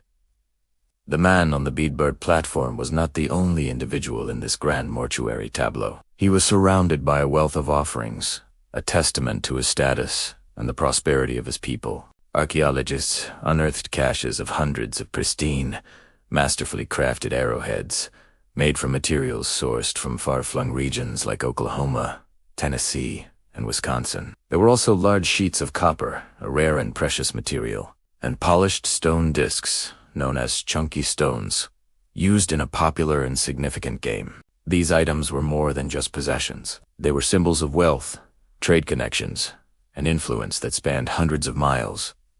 They tell us that this ruler commanded a vast network, a society with the resources and organization to procure and create such exquisite goods. But the story of Mount 72 takes a more solemn and complex turn. Surrounding the central burial were other individuals, their placements suggesting roles of great significance in the final ceremony. Near the chief, archaeologists found the remains of several men and women who appeared to be his close attendants, laid to rest with him. Their inclusion in the burial suggests they were chosen to accompany their leader into the afterlife, a practice seen in many ancient cultures worldwide. It speaks to a belief system where the transition to the next world was a journey undertaken not alone, but as a community, with the social structure of the living mirrored in the realm of the dead. The most sobering discovery, however, was a series of large burial pits. Hello and welcome back to our journey through the ancient world. Today, we re-exploring a truly fascinating and often overlooked aspect of the great city of Cahokia, the powerful and essential role of women. Far from being mere background figures, women were the very backbone of this sprawling metropolis, shaping its culture, its economy, and its future. So, how do we know this? The story starts in the fields. Cahokia's very existence depended on agriculture, specifically on the cultivation of maize, or corn. And the archaeological evidence, from tools to skeletal remains, strongly suggests that women were the primary farmers. They weren't just scattering seeds, they were skilled agriculturalists, managing the entire cycle from planting to harvest. Imagine the scene. Vast fields of corn stretching towards the horizon, tended by generations of women whose knowledge of the land and its seasons was passed down from mother to daughter. This control over the food supply wasn't just labor, it was a profound source of power and influence. They were the providers, the sustainers of life for a city of thousands. This central role in agriculture naturally extended into the heart of Cahokian society. The family. Many scholars believe Cahokia was a matrilineal society. This means that lineage, inheritance, and social identity were traced through the mother's line. Your clan, your status, your place in the world, it all came from your mother. This is a complete flip from the patrilineal systems many of us are used to. In a matrilineal world, the maternal home is the center of family life. Grandmothers, mothers, daughters, and sisters formed the core of the household, creating a stable and powerful social unit. This structure gave women a huge amount of authority within the family and the community. They weren't just raising children. They were shaping the very social fabric of the city. Now, let's talk about the crafts and the economy. When we look at the incredible pottery found at Cahokia, from everyday cooking pots to exquisite ceremonial vessels, we're likely looking at the work of women's hands. Pottery making was a widespread female craft in many Native American cultures. These weren't just utilitarian objects. They were expressions of art, culture, and identity. Through their pottery, women were not only creating essential tools for cooking and storage, but also participating in a vibrant economic network. These pots, and the food they contained, were traded far and wide, connecting Cahokia to a continental network and giving women a direct role in the city's economic life. Did this influence extend to the highest levels of leadership? This is where the evidence becomes more subtle, but the clues are tantalizing. In many matrilineal societies, while men might hold the public-facing leadership roles, they were often chosen and advised by a council of elder women. The clan mothers held the real, behind-the-scenes power. Could this have been the case in Cahokia? It's highly probable.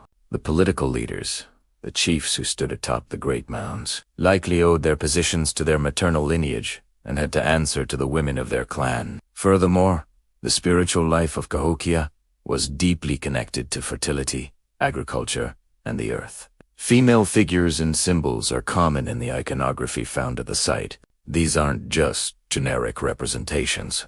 They often depict a powerful female deity, sometimes called the Earth Mother or Corn Mother. This deity represented the life-giving power of the earth, the source of all sustenance. It's easy to see the connection. Women, as the primary farmers and the givers of life, were seen as earthly embodiments of this divine power. Their daily work was a sacred act, a partnership with the spiritual forces that sustain the world. This spiritual authority would have given women a revered and respected place in society, far beyond the purely domestic sphere. Let's consider a specific burial that archaeologists have uncovered, one that challenges old assumptions. While many of the most elaborate burials found on the mounds were of men, there are also significant burials of women, sometimes laid to rest with symbols of authority and wealth. What does this tell us? It suggests that high status wasn't exclusively a male privilege. These women were clearly important individuals in their own right, respected and honored in death as they were in life. They weren't just the wives or mothers of important men. They held their own power. So, when we try to reconstruct the life of a woman in Cahokia, what do we see? We see a farmer. Her hands in the earth, cultivating the corn that feeds a city. We see a mother and a grandmother, the anchor of a sprawling family, passing down her name and her heritage. We see an artist, shaping clay into beautiful and useful forms.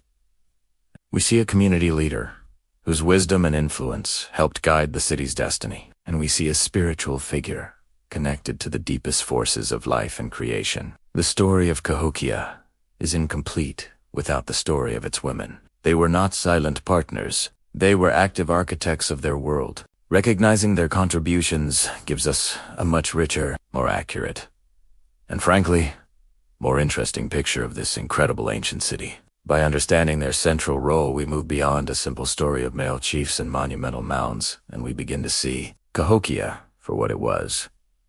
A complex, dynamic society built on the strength, skill, and wisdom of its women. Thank you so much for joining me on this deep dive into the lives of Cahokia's women. It's a powerful reminder that history is full of incredible stories if we just know where and how to look. If you found this fascinating, please hit that like button and subscribe to the channel for more explorations into our shared past. We'd love to have you with us on the next adventure. See you then. The city, our city, had always felt like a promise, a testament to what we could build when we worked together. The canals, once our lifelines, now seem to whisper a different story. It began subtly, almost the forests on the horizon, the ones that had always framed our sunsets, started to look thinner. Patches of brown appeared where a sea of green once stood. At first, we called it progress. We needed the timber for new homes, for the ships that fueled our trade, for the very fires that kept us warm. The city was growing, and growth demands resources. But the city's appetite was insatiable, as more people flocked to our walls, seeking the prosperity we had built. The demand only grew. New districts sprang up, pushing the city's boundaries ever outward. The quiet hum of nature was replaced by the constant clang of hammers and the shouts of laborers, the old-timers, who remembered when the forest's edge was just a short walk from the central market, would shake their heads. They spoke of a balance that was being lost, a respect for the land that was being forgotten. We, the younger generation, dismissed them as sentimental. We were building the future, a bigger, better future. Then the rains came. Not the gentle, life-giving showers we were accustomed to, but relentless, angry, the kind of storms that seemed to claw at the sky. With fewer trees to hold the soil, the hillsides began to bleed mud into our pristine canals. What was once a trickle of silt became a torrent of sludge. The water levels rose with an alarming speed we had never witnessed before. The lower districts, home to the city's newest arrivals and poorest families, were the first to feel the change. Water lapped at doorsteps, turning streets into murky streams. Initially, it was an inconvenience. We dredged the canals, built higher levees, and told ourselves it was a freak season, a once-in-a-century event. But the next year, it was worse, and the year after that, worse still. Flooding became a part of the yearly calendar, a dreaded certainty. The lower city became a place of perpetual dampness, of rot and mildew. The foundations of a city built on water were now being threatened by that same water, turned against us by our own actions. The social fabric, once so tightly woven, began to fry. The gap between the affluent, living in the high, dry districts, and the poor, struggling in the perpetually damp lowlands, widened into a chasm. Resentment began to simmer in the waterlogged streets. They saw the grand new constructions in the upper city. the opulent mansions built with the very timber that had cost them their safety. They saw the merchants' ships, laden with goods, navigating the main canals with ease, while their own small skiffs struggled through clogged, impassable waterways. Overpopulation compounded every problem. Every street corner was crowded, every market square a jostling sea of humanity.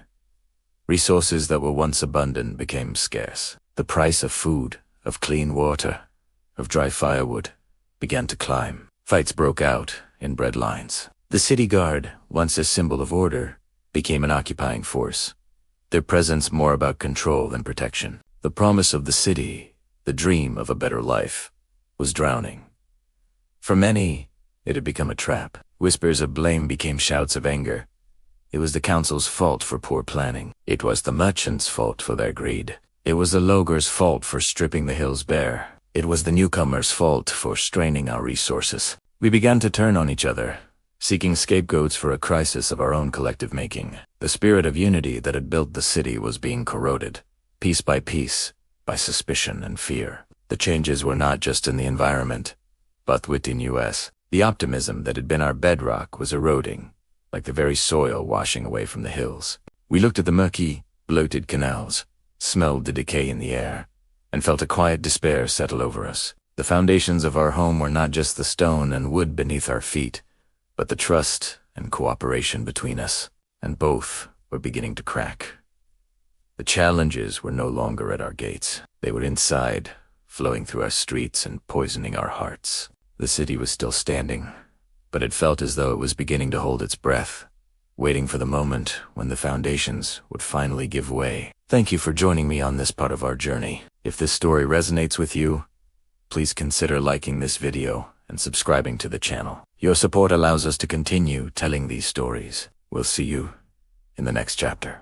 Welcome back to our journey through time. Today, we stand at the threshold of a profound mystery, the final chapter in the story of a great American metropolis. This is Chapter 15, The Vanishing City. Imagine a city teeming with life, a hub of culture, trade, and power. Its great earthen pyramids touching the sky. This was Cahokia, the largest pre-Columbian city north of Mexico. For centuries, it fluidly set a testament to the ingenuity of its people. But then, something changed. Around the year 1300, a strange silence began to fall over the bustling plazas and vibrant neighborhoods. The city began to empty. The story of Cahokia's decline is not one of a dramatic, single event, but a slow, haunting fade. It's like listening to a grand symphony that, note by note, dwindles into an echo, until all that remains is the wind whistling through the abandoned stage. Within a century or so, a city that once housed tens of thousands was almost entirely deserted. The question that has puzzled archaeologists and historians for generations is, why? Unlike the dramatic fall of Pompeii, buried in ash, or the well-documented conquest of Tenochtitlan, Cahokia's end is shrouded in uncertainty. There is no definitive account, no single catastrophic event we can point to. Instead, we have a collection of compelling clues, fragments of a puzzle that we are still trying to piece together. Let's first revisit the city at its zenith. Picture the Grand Plaza, a vast, engineered space, larger than dozens of football fields, surrounded by monumental mounds. Monks Mound, the largest, stood as a fortressed behemoth, the seat of power for the city's rulers. The air would have been thick with the smells of wood smoke from countless hearths, the sounds of artisans crafting intricate shell jewelry, and the chatter of a dozen different languages from visiting traders. This was a cosmopolitan center, the heart of the Mississippian world. But even at its peak, the seeds of its eventual decline may have been sown. Let's explore the first major theory. Environmental strain. Supporting a population of this size was a monumental undertaking. The Cahokians were brilliant farmers, cultivating vast fields of maize, but this success came at a cost. To build their homes, defensive palisades, and ceremonial structures, they felled enormous swaths of forest. Imagine the sheer volume of lumber needed to construct and repeatedly rebuild the massive wooden walls that encircled the city's core. This deforestation would have had cascading effects. Without tree roots to hold the soil, erosion would have become a major problem. washing precious topsoil into the rivers and streams. This could have led to more frequent and more devastating floods in the low-lying American bottom floodplain where Cahokia was situated. Archaeological evidence does indeed point to several significant flood events during the city's later period. Imagine your farm, the source of your family's sustenance, being repeatedly inundated with water and mud. One bad harvest is a crisis. A series of them is a catastrophe. Furthermore, the reliance on a single crop, maize, while efficient, made the society incredibly vulnerable. A prolonged drought, a new crop disease, or a change in weather patterns could spell disaster. And this brings us to our second major theory: climate change. We're not talking about modern, man-made climate change, but natural shifts in global weather patterns. During the 13th and 14th centuries, the Earth entered a period known as the Little Ice Age. For Cahokia, this could have meant cooler temperatures and less predictable rainfall, making maize cultivation, which requires a long, warm growing season, increasingly difficult. The very foundation of Cahokia's power and prosperity was its ability to produce agricultural surpluses. This surplus fed the elite, the priests, the artisans, and the laborers who built the mounds. It was the currency of their power. If the climate turned against them, and the corn failed, this entire social structure would begin to crumble. Food shortages lead to social unrest, and people who are hungry and desperate are less likely to follow a ruling class that can no longer provide for them or guarantee the favor of the gods. This leads directly into our third theory: social and political upheaval. Life in a densely populated city like Cahokia wasn't always harmonious. Evidence of the massive defensive palisades, rebuilt multiple times, suggests that the threat of external attack or internal conflict was very real. Some archaeologists interpret this as a sign of increasing instability. As resources dwindled and a ruling elite perhaps demanded more from a struggling populace, tensions would have flared. Did the spiritual authority of the leaders wane as the climate shifted and floods came? Did the people lose faith in a system that no longer seemed to work? It's possible that Cahokia's complex society, once its greatest strength, became too rigid to adapt. Perhaps disease, a common scourge in any crowded city, ran rampant, further weakening the population and its social fabric. We don't see evidence of a single, great battle that destroyed the city, but we do see signs of smaller-scale violence and social stress in the skeletal remains from this period. It's more likely that it wasn't one single factor, but a perfect storm of all three. Imagine the scenario. The forests are thinning, making firewood and building materials scarce. The river, once a life-giver, now brings destructive floods. The summers grow shorter and cooler, and the corn harvest is unreliable. People are hungry. Tensions are high. The old rituals and the authority of the chiefs no longer seem to guarantee prosperity. What do you do? Do you stay in a city that seems to be failing, or do you leave? The abandonment of Cahokia wasn't a sudden exodus. It was a gradual bleeding out. Family by family, group by group, people simply packed up and left. They would have looked back at the great mounds, the homes they had built, the sacred places they had worshipped, and walked away. They likely dispersed, moving to smaller, more manageable settlements, taking their skills and culture with them, but leaving the great central hub behind. Archaeologically, the story is told in what we don't find. The layers of occupation simply stop. The hearths grow cold. The posts of the houses rot away, leaving only dark stains in the soil.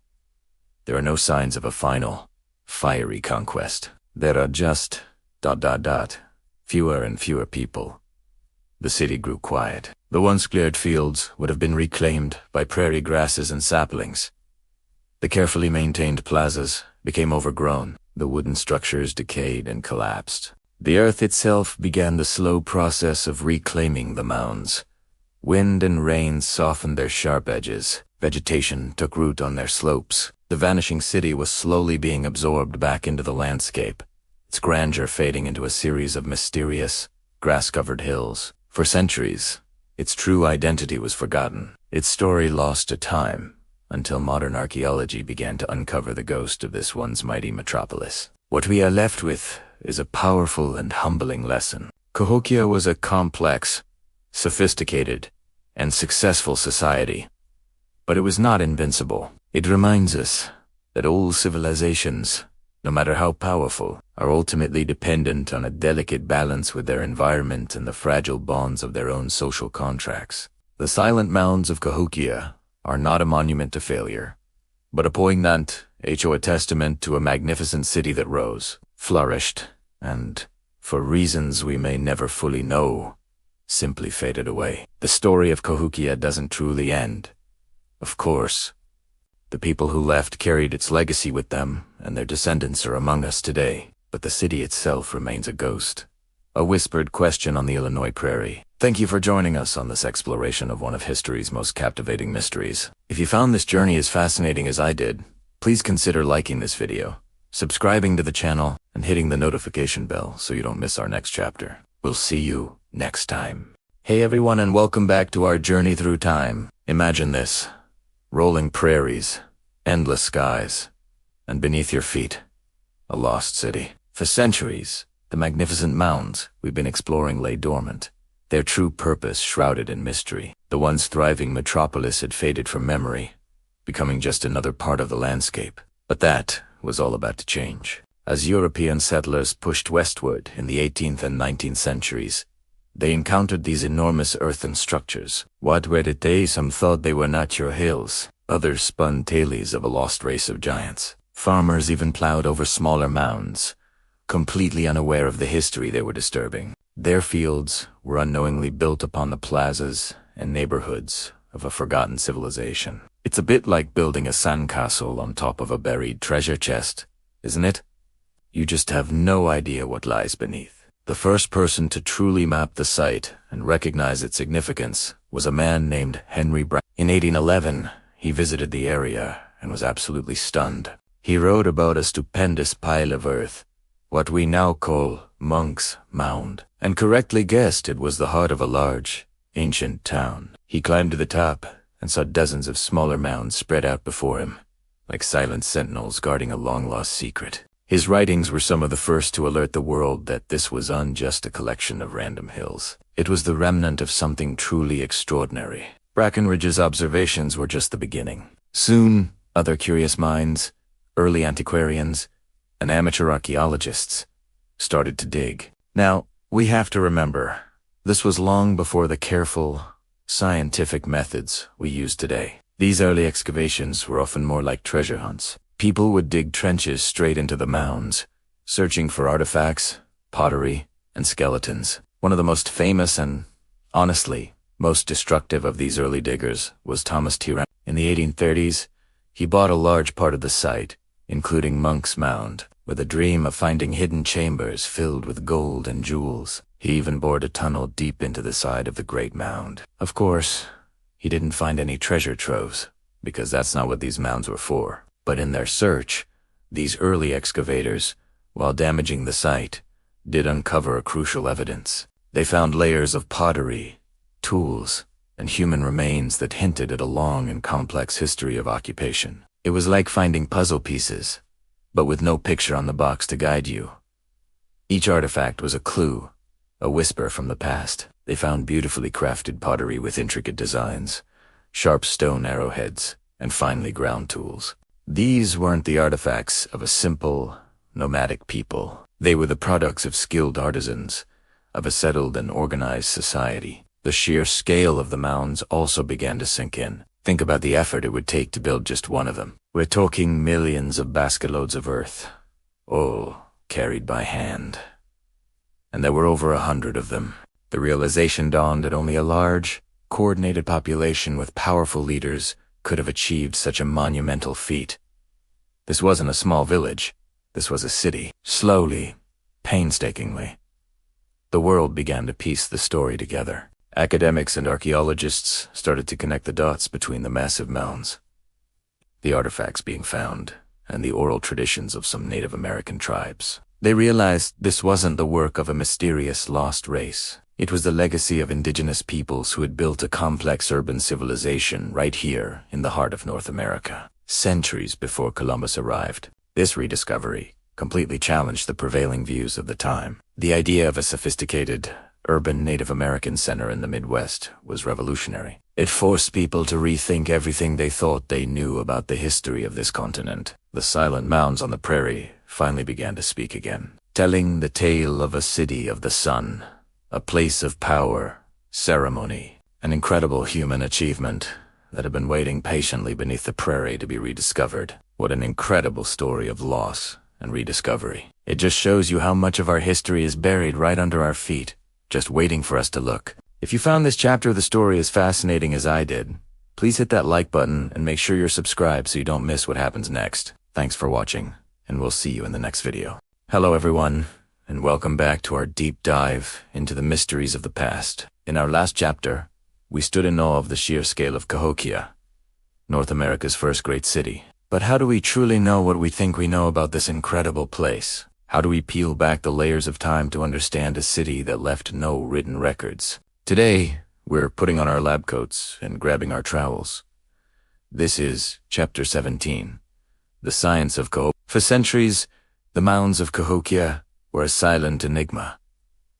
Were they natural hills, the work of a lost civilization? The truth remained buried, literally, until the 20th century, when a new breed of explorers arrived. Archaeologists, armed not with maps to treasure, but with scientific methods. They began the painstaking process of uncovering Cahokia's secrets. The first and most fundamental tool is excavation. It's not just digging. It's a precise, strategic process. Archaeologists dig in carefully marked squares, meticulously documenting every layer of soil, every discovered object. Think of it like reading a book written in earth. Each layer, or stratum, is a different page, telling a story about a specific period in time. The deeper you go, the further back in time you travel. It was through this careful digging that the foundations of thousands of homes, workshops, and public buildings were found, revealing that Cahokia wasn't just a collection of mounds, but a bustling, organized metropolis. Within these layers, archaeologists found the tangible remnants of daily life. Artifacts, broken pieces of pottery, far more than just shards, told a story. The styles of decoration helped create a timeline, showing how artistic tastes changed over generations. The materials used, some sourced from hundreds of miles away, proved that Cahokia was the hub of a vast trade network, connecting people from the Great Lakes to the Gulf of Mexico. We found finely crafted arrowheads, stone tools for farming and woodworking, and delicate shell beads that once adorned the city's elite. Each artifact is a frozen moment, a direct link to the hands that made and used it 1,000 years ago. But how do you reconstruct a world from fragments? This is where other sciences step in. Take soil analysis. For example, it might not sound glamorous, but it's revolutionary. By studying the chemical composition of the soil, scientists can find clues invisible to the naked eye. High concentrations of phosphates, for instance, are a telltale sign of human and animal waste, allowing researchers to pinpoint the locations of ancient toilets and garbage pits. This helps us understand sanitation and population density. Even more fascinating is the study of pollen and seeds preserved in the soil. A field called polyothentic. Microscopic pollen grains tell us what plants were growing in and around the city. We learned that the Cahokians cleared vast tracts of forest for their city and farms. By analyzing charred food remains found in ancient hearths and cooking pots, we know exactly what was on the menu. We've found evidence of corn, squash, sunflower, and various nuts and berries. These tiny clues paint a vivid picture of Cahokia's agriculture, their diet, and their relationship with the environment. They weren't just hunters and gatherers. They were sophisticated farmers who engineered the landscape to feed a massive population.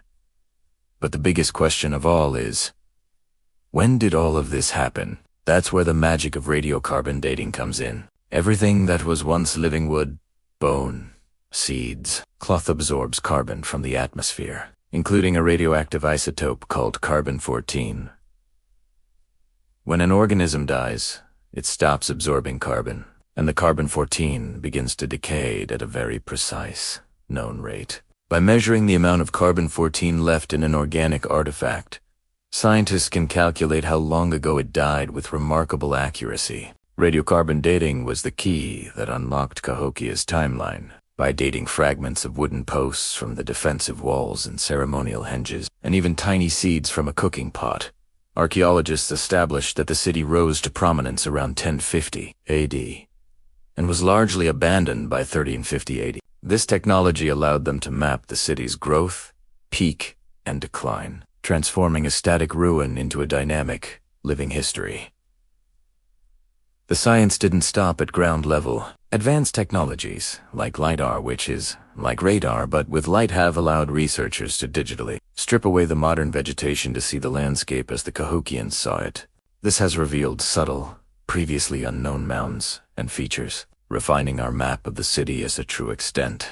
Ground-penetrating radar sends signals into the earth, creating images of what lies beneath without ever digging, helping to identify promising locations for future excavation. Magnetometry measures tiny magnetic variations in the soil, which can reveal the locations of ancient fire pits, walls, and ditches. Putting it all together, science reveals a city of astounding complexity. The careful alignment of the mounds and woodhenges with solar and lunar events points to a deep understanding of astronomy. The discovery of a sophisticated network of drainage ditches and elevated pathways shows evidence of advanced urban planning to manage a floodplain environment. The sheer scale of construction, like Monks Mound, which required an estimated 15 million baskets of earth moved by hand, speaks to an incredible ability to organize and command labor. So, what you see when you look at Cahokia today is not just a collection of grassy hills.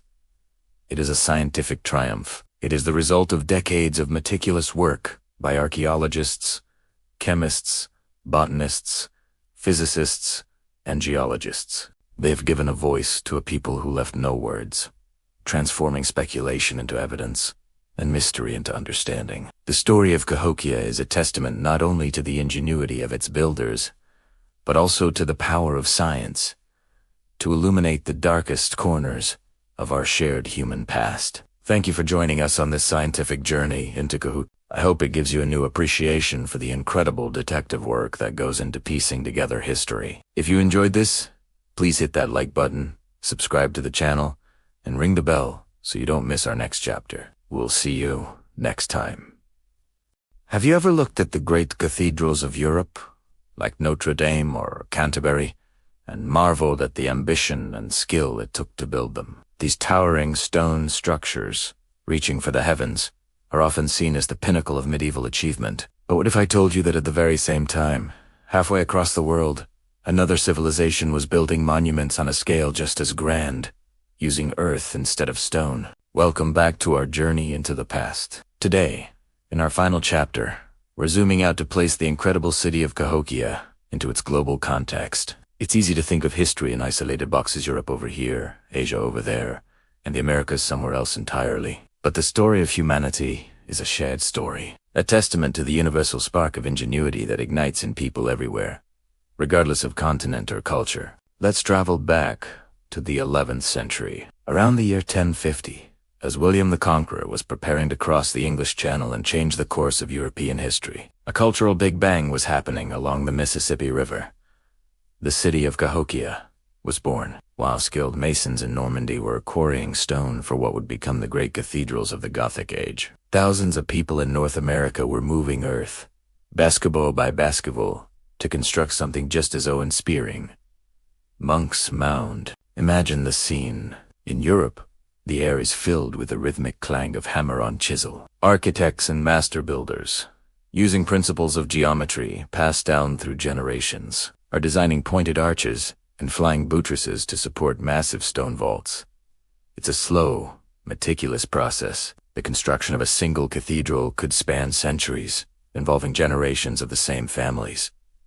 These weren't just buildings. They were statements of faith, power, and community identity, dominating the skyline of every major city. Now, let's shift our perspective across the Atlantic. In the fertile floodplain known as the American Bottom, a different kind of architectural revolution is underway. Here, the primary building material isn't stone, but the very soil beneath their feet. Tens of thousands of people are working together in a coordinated effort that staggers the imagination. They dig the earth, load it into woven baskets, and carry it, load after load, to create massive, flat-topped pyramids. The largest of these, Monks Mound, would eventually rise over 100 feet into the air, with a base larger than the Great Pyramid of Giza. Think about the logistics. This wasn't random dirt piling. It was sophisticated civil engineering. They used different types of soil, clay, and sand in specific layers to ensure stability and proper drainage, preventing the mounds from eroding. This required an advanced understanding of soil mechanics, all achieved without riding the wheel or beasts of burden. It was pure human power, organization, and a deep, intuitive knowledge of their environment. As the First Crusade was being preached in Europe around 1095, Cahokia was flourishing. It had become a bustling metropolis, the largest city north of Mexico. Its population may have peaked at 15,000 to 20,000 people, with tens of thousands more in surrounding settlements. This was a city on par with, and likely larger than, London at the same time. While European cities were often a chaotic tangle of narrow, winding streets, Cahokia was a planned city. Its mounds and plazas were deliberately aligned with the cardinal directions in key astronomical events, like the solstices. They built a massive wooden circle of posts, what archaeologists call Woodhenge, which functioned as a sophisticated solar calendar. It allowed them to track the changing seasons, crucial for their agriculture, and mark important ceremonial dates. So, while scholars in the new universities of Bologna and Paris were studying the works of Aristotle and debating theology, Cahokia's own priests and astronomers were observing the cosmos from atop their earthen pyramids, creating a calendar that anchored their entire society. The 12th century marks the High Middle Ages in Europe. The Gothic style is in full swing. Construction on Notre Dame in Paris begins in 1163. It's an age of troubadours, chivalry, and burgeoning trade networks. Across the ocean, the 12th century is Cahokia's golden age. The city is a vibrant hub of trade, politics, and religion. Its influence extends for hundreds of miles. You would have seen people speaking different languages, trading goods from as far away as the Great Lakes and the Gulf of Mexico. Copper from Lake Superior, seashells from the Florida Coastal found their way to Cahokia's Grand Plaza. Just as a European pilgrim might journey to see the relics at Canterbury Cathedral, a person in the Mississippian world might make a pilgrimage to the great city of Cahokia to witness its ceremonies and stand in the shadow of its mighty mounds. Both the cathedral and the mound were focal points for society. They were places where the earthly and the divine were believed to meet, where leaders be. They bishops or chiefs solidified their authority, and where the community came together to express its shared beliefs and identity. The medium was different stone versus earthbud. The human impulse was identical. By the 13th century, things begin to change. In Europe, this is the era of the Magna Carta of Thomas Aquinas, synthesizing faith and reason. But it's also a time of increasing conflict and social strain. And in Cahokia, we see similar signs of stress. A massive defensive wall, a palisade 2 miles long with guard towers, is built around the city's central precinct. This suggests that life wasn't entirely peaceful. Perhaps there were internal conflicts, or threats from outside groups, or both. Resources may have been stretched thin by the large population. And then, around 1350, just as Europe is about to be devastated by the Black Death, Cahokia is largely abandoned. The reasons are still debated by archaeologists. It was likely a combination of factors: environmental degradation from deforestation and a changing climate that led to floods or droughts, social and political instability, and perhaps the rise of new competing centers of power. The great city on the Mississippi faded, its mounds slowly reclaimed by the forest, its memory preserved only in the oral traditions of descendant tribes. So what does this parallel timeline teach us? It proves, beyond a shadow of a doubt, that genius is not the property of one continent or one people. The drive to build, to organize, to understand the cosmos, to create places of beauty and power, this is a fundamental part of the human experience. The people who built Cahokia were just as intelligent, just as creative, and just as ambitious as the people who built the great cathedrals. They simply answered these universal human questions using the materials, technologies, and cultural traditions available to them. For too long, the history of the world has been told from a single perspective, one that often marginalizes or ignores the achievements of indigenous peoples. But when we place Cahokia side by side with Paris or London, we see a richer, more complex, and far more interesting human story. It's a story not of one cradle of civilization, but of many. It shows us that great cities rose and fell, not just along the Nile, the Tigris, and the Tiber, but also along the Mississippi. Looking at the grassy slopes of Monks Mound today, it's easy to forget the bustling city that once surrounded it. But if you listen closely, you can almost hear the echoes of a civilization that, for a few brilliant centuries, built its own world, its own monuments, its own cosmos, right here in the heart of North America. Their story is not a footnote to world history. It is an essential chapter. Thank you so much for joining me on this incredible journey through the lost city of Cahokia. I hope this series has opened your eyes to a part of history that deserves to be known and celebrated. If you've enjoyed this exploration, please give this video a thumbs up and consider subscribing to the channel for more deep dives into our amazing shared past. We'd love to hear your thoughts in the comments below. Thanks for watching, and we'll see you next time. Hello everyone, and welcome back to our journey through history. Today, we stand at the final chapter of our exploration into the lost city of Cahokia. After digging through its mounds, tracing its trade routes, and piecing together the lives of its people, what enduring lessons can we take away from this once great metropolis? Let's delve into the profound wisdom left behind by the echoes of Cahokia. The story of Cahokia is, first and foremost, a powerful testament to the human capacity for community. Imagine, over 1,000 years ago, tens of thousands of people from diverse backgrounds converged on this patch of floodplain. They weren't just coexisting. They were collaborating on a scale previously unseen in North America. They moved millions of cubic feet of earth, basket by basket, to erect monumental mounds that touched the sky. They engineered vast plazas for communal ceremonies and built thousands of homes, creating a vibrant, bustling city. This wasn't the work of a few leaders. It was the collective effort of an entire society, bound by a shared vision and purpose. Cahokia teaches us that when people come together, united by common goals and beliefs, they can achieve the seemingly impossible. It's a reminder that our greatest strength lies not in our individual abilities, but in our power to connect, cooperate, and build something larger than ourselves. But Cahokia's story is also a cautionary tale about sustainability. For a time, the city thrived. The fertile American bottom provided a bounty of maize, fish, and game. Its strategic location at the confluence of major rivers made it a hub for trade, bringing in resources from far and wide. However, this success came at a cost. The immense population placed a tremendous strain on the local environment. Forests were cleared for timber to build palisades and homes, and for fuel to warm those homes and cook meals. The intensive farming of maize, season after season, likely depleted the soil of its vital nutrients. Evidence of deforestation and erosion in the surrounding area suggests that the Cahokians may have overexploited their natural resources. Think about it.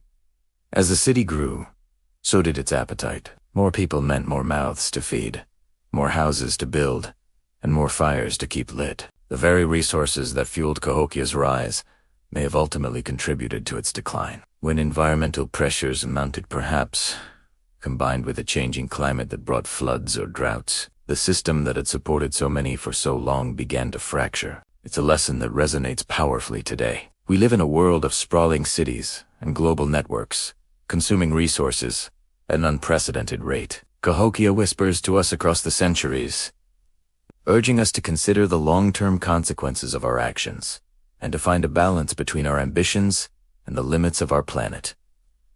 True prosperity isn't just about growth, it's about endurance. This brings us to the most sobering lesson of all, the fragility of civilization. For 300 years, Cahokia was the center of its world. Its influence was immense, its culture was dominant, and its future must have seemed limitless to those who lived within its walls. From the top of Monks Mound, a leader could look out over a thriving city, a testament to human ingenuity and social organization. It would have been unimaginable to think that one day it would all be gone, and yet it vanished. By 1350, The grand plazas were silent, the houses were empty, and the great city was reclaimed by the prairie. Why? We've discussed the potential reasons. Environmental degradation, social and political unrest, disease, climate change. Most likely, it was a cascade of these factors, a perfect storm of crises that the complex society could no longer withstand. The intricate web of trade, belief, and social hierarchy that held Cahokia together unraveled. People began to leave, seeking new homes and new ways of life, until only memories and mounds remained. Cahokia's rise and fall is a mirror reflecting a cycle that has repeated throughout human history. From the Roman Empire to the Maya civilization, we see the same pattern, a period of incredible growth and complexity, followed by a period of stress and eventual decline or transformation. It teaches us a humbling truth. No society, no matter how powerful or advanced, is permanent. Civilizations are not monolithic structures of stone. They are delicate, living organisms, dependent on a fragile balance of social trust, environmental stability, and effective leadership. They require constant care and adaptation to survive. When we look at our own interconnected global civilization today, with its own set of complex challenges, the story of Cahokia feels more relevant than ever. It serves as a profound reminder that we should not take our world for granted. The stability we enjoy, the systems we rely on, are not guaranteed to last forever. They require our active participation, our foresight, and our willingness to address problems before they become insurmountable crises. So, as we leave the lost metropolis behind, what do we carry with us? We carry the inspiration of a people who built a city of wonders through shared effort. We carry the warning of a society that may have pushed its environment past the breaking point. And we carry the humbling knowledge that even the greatest civilizations are fleeting moments in the grand sweep of time. Cahokia is not just a story about the past, it's a dialogue with the present. It asks us to look at our own communities, our own use of resources, and the foundations of our own world. It challenges us to learn from its triumphs and its failures, to build societies that are not only grand, but also resilient and sustainable. The mounds may be silent, but their lessons echo loud and clear for anyone willing to listen. Thank you so much for joining me on this incredible journey to understand the lost city of Cahokia. It's been an honor to explore its mysteries with you. If you've enjoyed this series and want to continue exploring the fascinating stories of our past, please consider liking this video and subscribing to the channel. Your support means the world and allows us to keep these stories alive. Until next time, stay curious. As the sun begins its slow descent, painting the sky in hues of orange and purple, a profound quiet settles over this ancient landscape. Here at the heart of what was once a bustling metropolis stands Monks Mound. Its massive form, sculpted by human hands over 1,000 years ago, catches the last golden rays of daylight. The light softens, and the sharp edges of the day blur into long, gentle shadows that stretch across the great plaza. Imagine, for a moment, this place not as a silent park, but as the vibrant center of a civilization. The air, now filled only with the whisper of the wind and the distant call of birds, would have once hummed with the sounds of life. The murmur of 1,000 voices speaking a language now lost to time. The rhythmic beat of drums during a sacred ceremony. The laughter of children playing on these very slopes. From this vantage point, a leader, a priest, or perhaps a shaman would have looked out over a city teeming with people, their homes and gardens spreading out as far as the eye could see. The scale of this undertaking is almost impossible to comprehend. Millions of baskets of earth, carried one by one, piled and packed with incredible precision, all without the aid of beasts of burden or wheeled carts. This was a project of generations, a testament to a society with a shared vision and a deep, unifying purpose. Each layer of soil represents countless hours of labor, a collective effort that bound the community together. They were not just building a mound. They were creating the center of their world, a place where the earthly and the divine could meet. As we watch the grass sway in the evening breeze, it's easy to feel a connection to those who stood here before us. They too watched this same sun set, perhaps pondering their place in the cosmos, just as we do today.